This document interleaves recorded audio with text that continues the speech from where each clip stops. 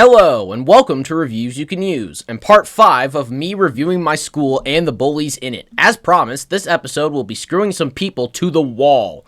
Let's start with this. I have a great example of how dumb bullies are. One of my bullies, Big Bird, otherwise known as the Toucan, man what a beak, has started to mouth off to me about the videos.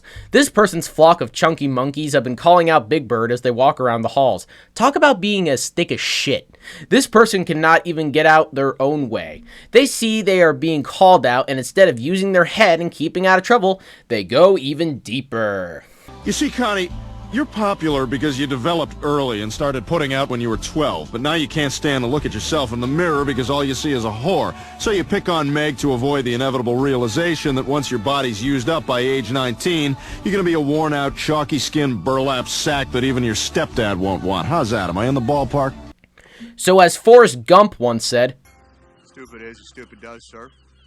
This person watches the videos and knows I have the ability to just add their name and even the names of their rhino herd of friends to these videos.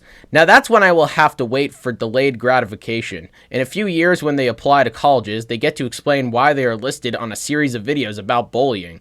That's if the schools even give them that chance, or they just toss their application in the trash. As I mentioned in the last video, these videos and their names could fall into the hands of the MIAA, who governs sports in Massachusetts. All athletes sign a contract saying they will stay away from just this kind of behavior. It would be a shame if they were to be suspended or even removed from the team. That kind of thing stays on your record going to colleges. I get there is some irony to this. People could say I'm showing some bullying behavior, but I would argue they are wrong. Fighting back against a bully is not bullying. I will never start a problem, but I will finish it. It does not matter if it is against another student or the administration. If I am attacked, I will defend myself with all the tools at my disposal. Punching and physical violence is for Neanderthals. I prefer the internet and school committees. It would be so easy to pull out $100 from my bank account and have these videos pushed all over TikTok, Instagram, Facebook, and YouTube. I wonder if these people will do the smart thing and not cause trouble with me. The smart person would say, live and let live, move on and go our separate ways. But that's a smart person. To date, my little series of these videos have hit 10,000 views across all platforms with countless comments of support and piles of likes.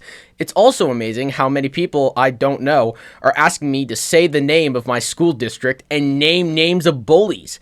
If I have to make a part 6, that is what will be done in those videos. Hope it doesn't come to that, but it is nice to know that I am living rent-free right here. Let me leave you with a clip from one of my favorite comedians, Brad Williams. It's a great example of how my parents and I think. Take care, and don't let the bastards get over on you. First day of school, we're all lined up, right? And we're taking roll. This kid runs out of line in front of the entire class, runs right up to me, points his finger in my face, and goes, "Ha ha, you're little." I looked at him and went, "Ha ha, your mom doesn't live with your dad anymore." Tears, tears, tears. I live in California. I had a 50-50 shot at getting that one right. So he starts crying. I get sent to the principal's office. I'm sitting there in the office. It's me, it's the principal, it's the kid. Kid's still crying because he's a bitch. And then the principal looks at me and goes, "I can't believe you made him cry. I'm calling your father." Do it. All right, I'll do it. So he gets the phone out. He calls my dad, gets my dad out of work, and says, "Mr. Williams, I'm here with your son Brad. He's in my office today because he made another little boy cry at school. What do you have to say about that?" Here's what my dad said. He goes, "Did he start it or did he finish it?" Dad.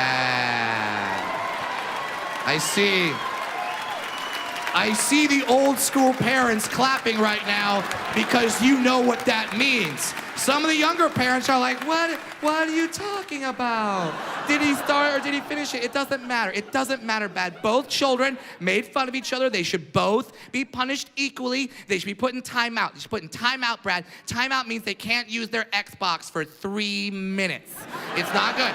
They'll think about what they did, and then they'll be done, and they'll want to learn something, and they'll want to go outside. Now, before they go outside, though, it's very scary outside. So you want to dip your child in a big vat of Purell. Just dip them in that Purell. So there's no germs on them, but they can fall. So you want to be prepared for that. So you put a helmet on them. You put some wrist pads, some elbow pads, some knee pads, and then if they play competitive sports, even if they get last place, you can't hurt their self-esteem. So if they get last place, you give them a 3-foot-tall trophy, and at the bottom of it, it says, "You're special. Fuck you. Fuck you.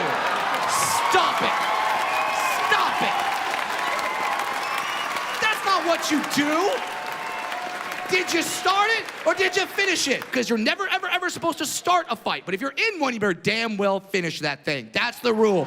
If you start a fight, you're an asshole. If you finish it, you're a goddamn hero. That's the difference. So my dad says that to him, and the principal goes, "Well, to be honest with you, he finished it." Then my dad says this on the speakerphone. He goes, "Well, problem with your school is not my son. Problem with your school is the other kid's a pussy." Click. And he's like, "Woo!" I'm dancing around the office. That's my dad. That's my dad. And then I looked at the other kid. I'm like, "You see, that's what a father does. You would have no idea what a father does. Finish him."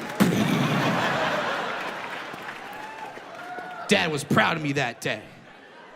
I got Chuck E. Cheese that day.